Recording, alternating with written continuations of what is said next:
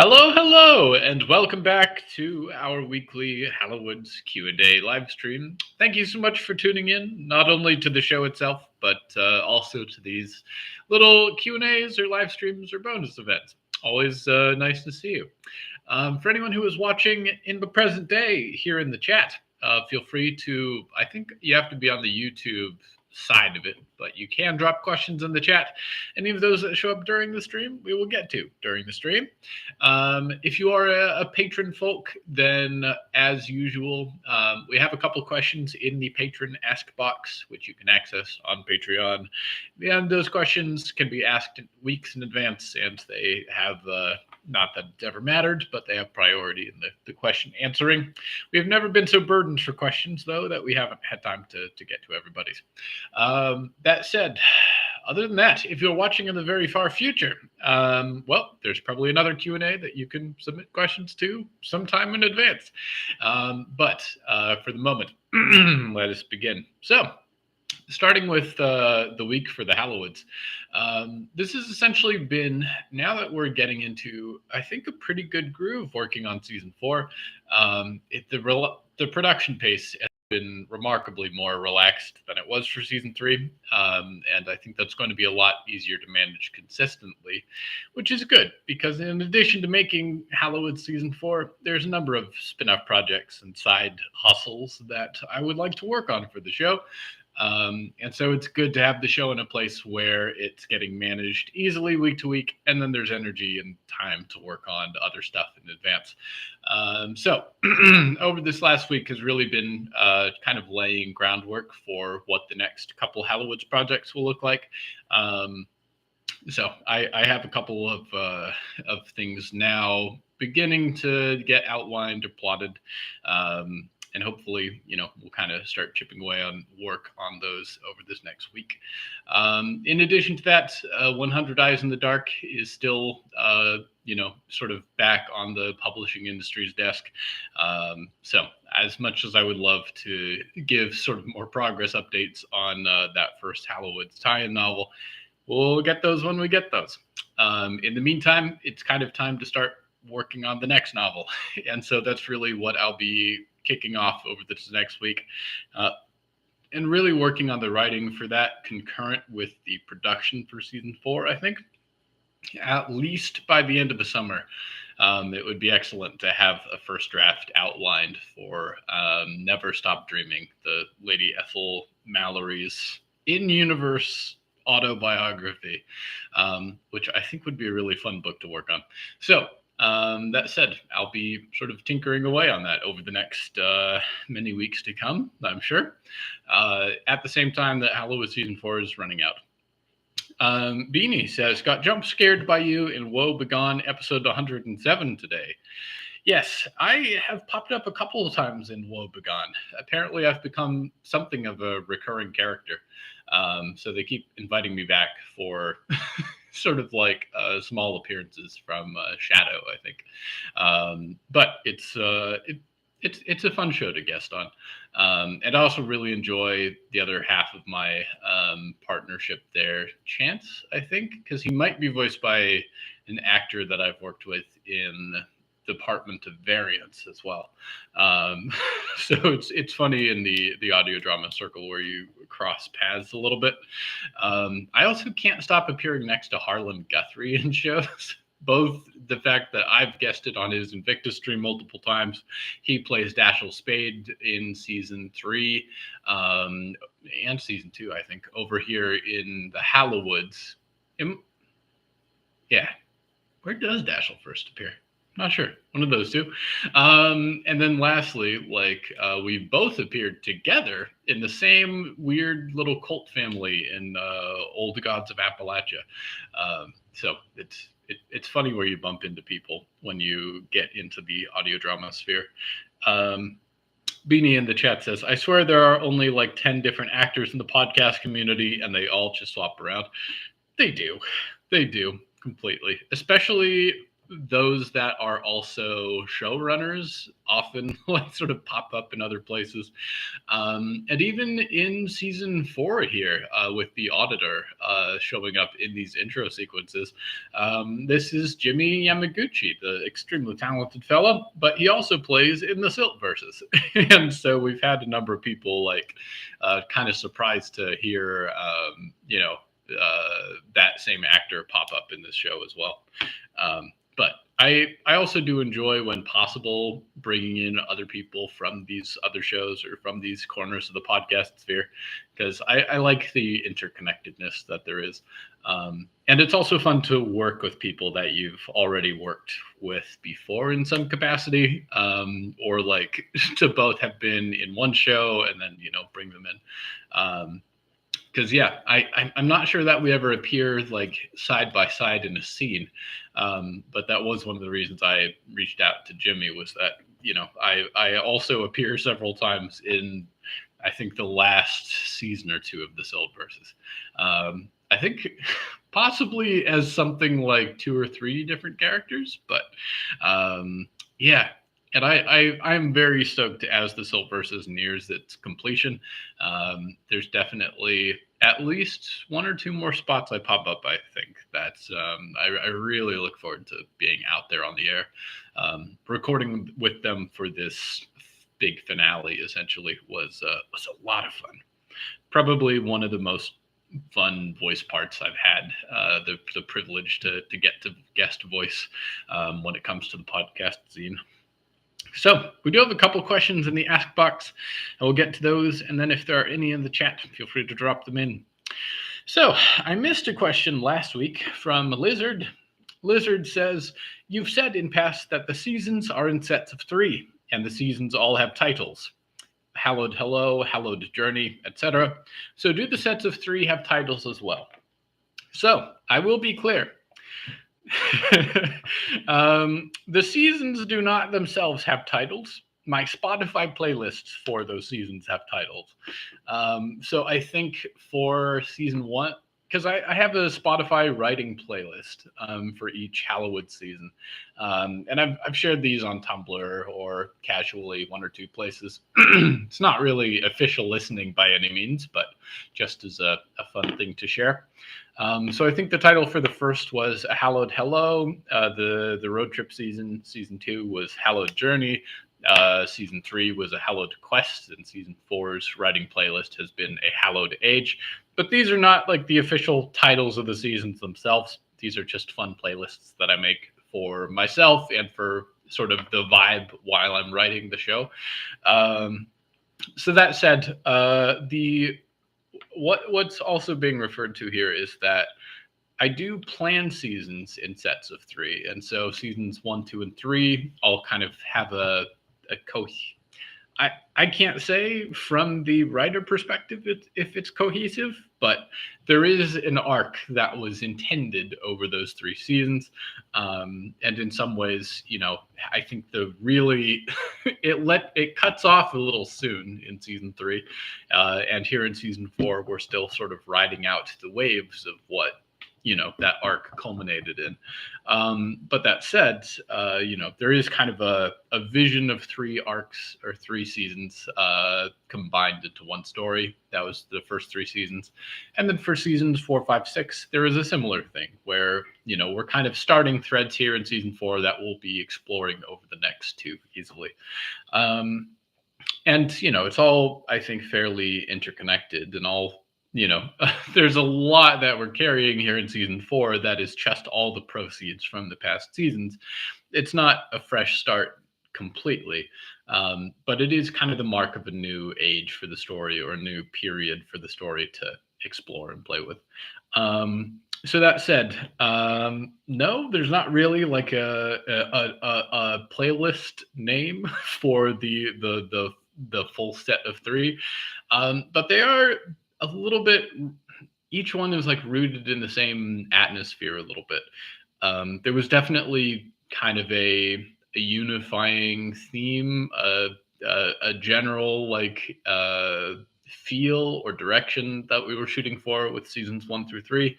And similarly, I think we'll find character is a little bit different for seasons 4, 5, and 6. It may come back around to feeling a little bit more familiar by the end of it. Definitely, we've leaned hard into kind of throwing you guys for a loop in these first few episodes and introducing a different sort of atmosphere and a different kind of character to the show a little bit. But that said, I think they're unified probably more by a specific theme or by a specific goal or just a type of storytelling for each of these three. Another thing that I'm fond of is making each season kind of themed a little bit in its own direction, giving it some discernible character from the other seasons. So obviously, like we've got kind of a big sort of mystery element going on here in season 4, and I'm sure we'll continue to kind of poke a couple of other directions as well by the time that we get to seasons 5 and 6. But hopefully by the end of it, it still feels like this, was the first in a cohesive set of 3. We shall see. We shall see. There are unfortunately no promises as to the quality of the the narrative when it comes to this medium. Liam says, if you could do a Hallowoods crossover with any other piece of media, podcast, TV show, movie, book, etc., which one would you choose? This is a hard one, especially especially because I tend to be not. I wouldn't say anti-crossover, but definitely the opportunity has been pitched to me a couple times already to cross over with certain shows, and I tend to be a little bit less interested, just because in terms of a canon, you can enter this like Scooby-Doo effect, where if you look at all the things that like Scooby-Doo has crossed over with, I think they've met the Ninja Turtles. I think they've met the Supernatural Brothers. I think they've met Batman. I think they've met a number of wrestlers. And so every time they run into another like media celebrity or something, like if you were to take all of those as canon, then it suddenly has like unified all of these universes. All these weird things that must be true from one universe to the next must also exist, like interconnected. So I tend to avoid crossovers where possible.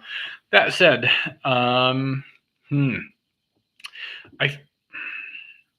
it's a tricky one. I think the kind that I would be most inclined to do, and it's a pretty basic answer, but if I could get away with doing a Welcome to Night Vale crossover, it might just work. Just because Welcome to Night Vale is so ephemeral as it is, that show really like the city will casually like change universes for a day and then go back and like kind of minimal ripples in the time stream. There's also I think a couple neat eldritch gods out of the Night Vale universe, and obviously it would be great to have 2 narrators chatting for a while. So I think you could get away with a crossover episode for that pretty well and not leave too much of an impact on sort of either plane. There have been 1 or 2 sort of sneaky, well, outside of the general vibe, there have been 1 or 2 specific sneaky references in there in the Hallowoods already as well. So I think if I was to collaborate on like a crossover live show or something, they would be great to work with, and they're wonderful performers. Beanie in the chat, MKT says of the Scooby-Doo gang, they met Kiss once. They did. The Scooby-Doo crossovers have been prolific. Beanie says, how would Nick and Cecil react to each other, though? Would they be friends or fist fighting? I think probably a bit of both. I think it would probably, if I was to speculate, it would probably be at first these are two different, somewhat all-seeing narrators, a little bit. Nicky Nick, in the sense that they kind of just hover omnipresently, and then Cecil, in that somehow, despite being inside of his radio office for most of the time, he does seem to have a pretty bird's eye view of like what's happening in the city at all times. So I think it would probably commence with something like Nicky Nick doing the traditional Rod Serling hanging out, narrating a scene, thinking he's not being observed, and then being observed, and then being narrated about, and then each of them narrating about each other, getting confused about that, getting annoyed about that. Probably something of a spat throughout the middle bit of the show, and then coming to some sort of harmonious resolution at the end, and then parting ways and completely forgetting about each other. That seems that seems to me about how it would go. Um, yeah, let's see. But yeah, the other crossover thing would be, it would be real easy to just like absorb a tiny story. Something like the Babadook happens in like one house somewhere. So it would be relatively easy to like figure out, okay, what was that thing? And where does it sit in the cosmos? And what's it doing these days now that the world has ended? Because it was a basement friend for this little family by the end of that titular film. And then after that, what happens if they move? Is it left in the basement? Does it follow? Who's is anyone still feeding it? I would, all these questions I would be concerned of about the Babadook. So I would be happy to follow up its adventures. Tailing somebody as a apparition of their own grief. Indigo, and this is the last of our Ask Box questions, asks, it may be too early for this question, but which new character of season 4 were you most excited to introduce? Oh, yeah. So there's before I answer that exactly, I'll say that there were a couple of characters from past seasons that I was really excited to bring back as well. Certain, I think in the Hallowoods season 1, Ray and Moth have one appearance. And then it's not until season 2 that we get to actually like see them again, learn anything about them, and get to see like, oh, okay, they were set up way back here, but they didn't become relevant to like the main direction or the main characters or the central plot. They didn't pop up again until part of the way into season 2. And in a similar way, in season 2, we met Milo and the Venus, and a couple of other people, and Clementine especially. And we meet these people, and they have their like particular impact in season 2. But definitely part of the intention was that we would meet them early, but some of these characters we'd circle back to later in the story, and get to explore them a little bit more with more of a like mainline presence. And especially for season 3, certain characters really got left home and didn't get a ton of screen time that season while the main cast was off doing their big busy adventure in the north. And again, the hope for characters like Clementine, for Danielle, and for a couple of others that we've met along the way, was definitely that we would get more time to spend with them and to kind of delve more into their own lives and own habits later on in the story. And so there's definitely a couple in that vein who have appeared in the story once or twice before, but this is really our chance to have them in the spotlight for a change instead of the, kind of standing in the wings. And so I was really excited to get some time with a bunch of those people. At the same time, there are a lot of new faces popping up, as things have kind of changed from season to season. Now, I think there is definitely something of a shift a little bit. Just wanting our cast, at least the faces that we're spending a lot of time with here at the onset, to look a little bit different, to kind of emphasize that change between arcs, I guess. So there are a couple new faces that we've been spending a lot of time with in the narrative, and definitely, as anyone who's gotten through these first couple episodes of the new season um, can attest to, we have definitely been a little bit more focused and a little bit more honed in on the paths of like 4 or 5 people that are crossing over in a particular situation. Um, and then with 1 or 2 sort of outliers doing their own thing, as opposed to how Hallowoods season 1 started with like 15 or 20 people all doing different stuff, and none of them being quite on the same page. Um, so we are kind of keeping it low to the ground right here at the onset, and then kind of expanding our horizons a little bit, and probably expanding our cast as we begin to like get some slack again. But in the meantime, we do have some new faces, and I have.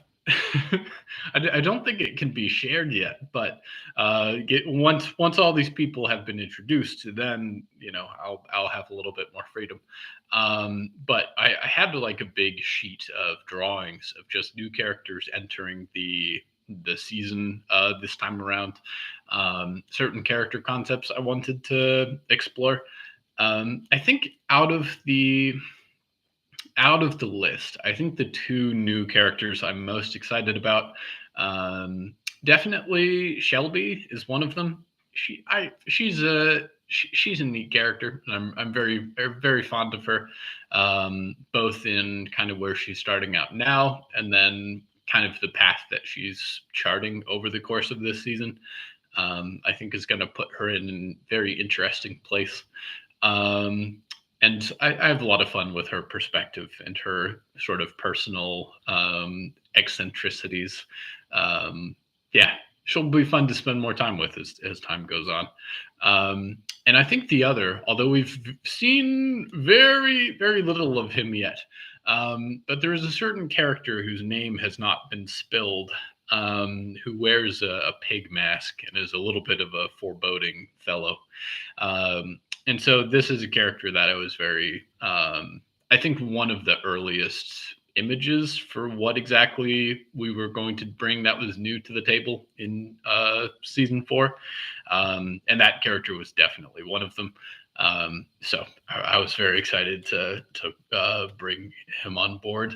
But you all will get to learn more about that dude sometime soon. Not quite yet, sometime soon. Femme Fatale in the chat says, "Hello, McSwellman in chat. Hope everyone is well. You're all lovely and deserve good things." Very kind of you, Femme Fatale. Very kind. It is a good season for femme fatales and other noir tropes, as we've found ways to some of the places and some of the situations people have ended up in. It's kind. I don't know. It's a fresh take on the world a little bit.